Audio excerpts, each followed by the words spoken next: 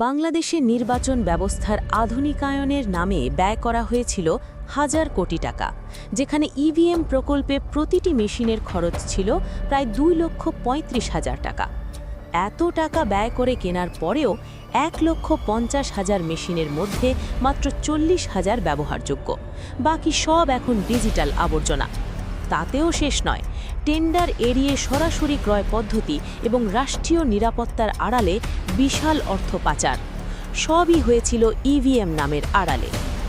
আওয়ামী লীগ সরকারের এত বড় কেলেঙ্কারির পরেও প্রভাবশালী মিডিয়া প্রথম আলো, দ্য ডেইলি স্টার সহ অন্যান্য লিডিং পত্রিকাগুলো তখন নীরব দর্শকের ভূমিকা পালন করেছিল। তথাকথিত দেশপ্রেমিক রাজনীতিবিদদের বিরুদ্ধে তারা ভয়ে কভারেজ দিতে পারেনি।